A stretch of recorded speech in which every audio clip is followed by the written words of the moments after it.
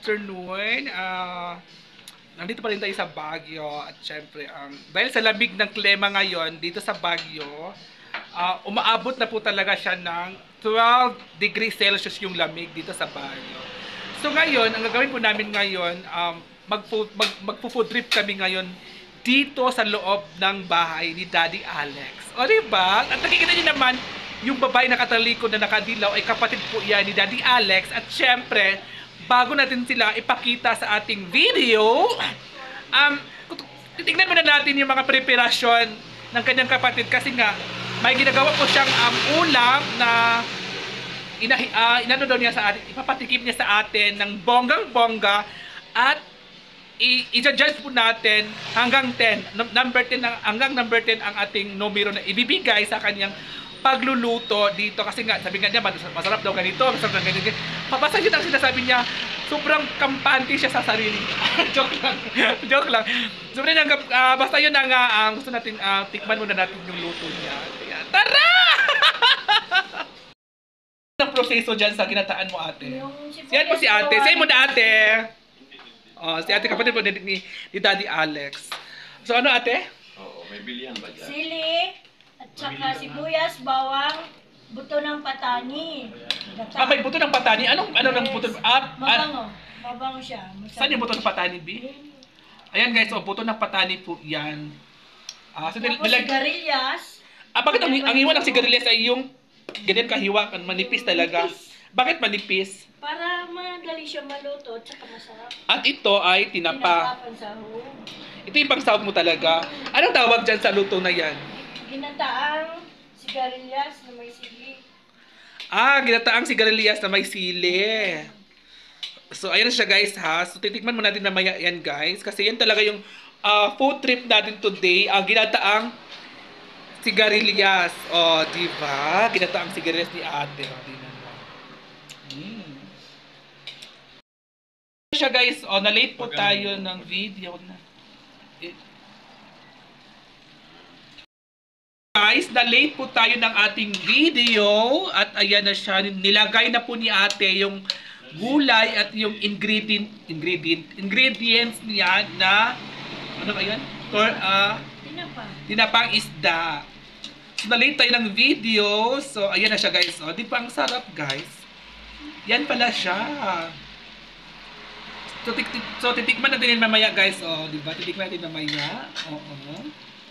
Manghang yan. Ayan na siya guys. Luto na po yung ating ulam na gulay.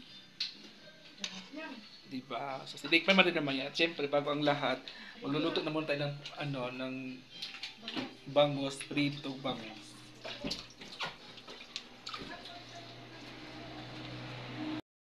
Si Daddy ay itatanong po natin kasi kakain na po siya. Bilan mo kuyo. Ayan yung ating sinilbihan ko po siya na kumain na kasi nga yun ang treat niya sa akin. Hindi ako pinagsilbihan mo. Joke lang. Pakita mo yan. Ay! Nakabala sa ano? So anong masabi mo dyan sa luto ni Ate Dad? Hindi masarap. Masarap, patingin ka muna dito. Anong lasa ng katabi mo? Po si Daddy. Bakit ka nagkakamay, Dad? Masarap yung kinakamay. Masarap. Yeah, yung kinakamay yung dati, yung ano mo, ganun-ganun. Kinakamay yun. Ano yun? I-cancel na bukas yung bubble gum. Yan po siya guys. Luluto ko pa siya guys. Kasi wala pa ko kumain.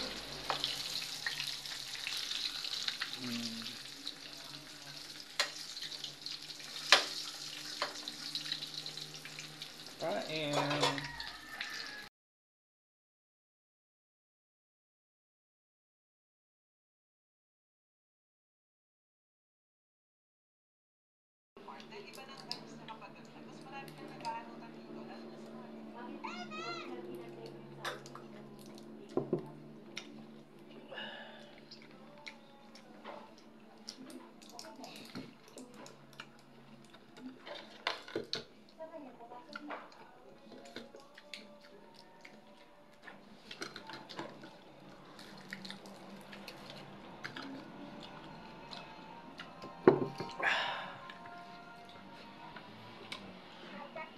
Nagutom ako guys.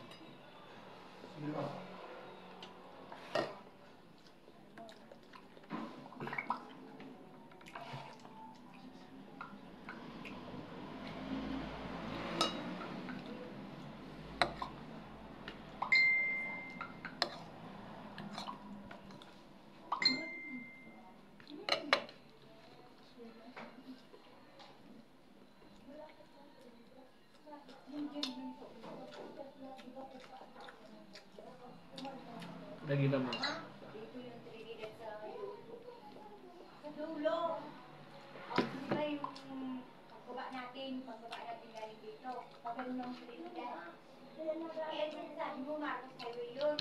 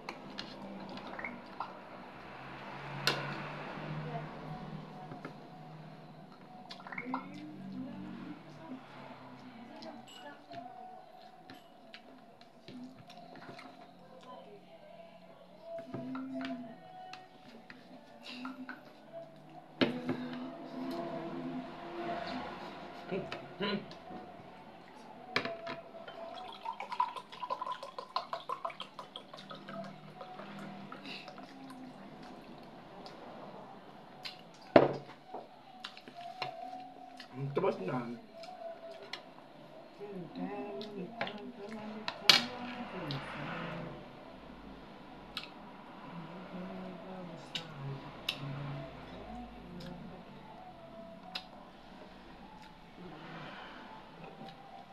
If I miss you, baby.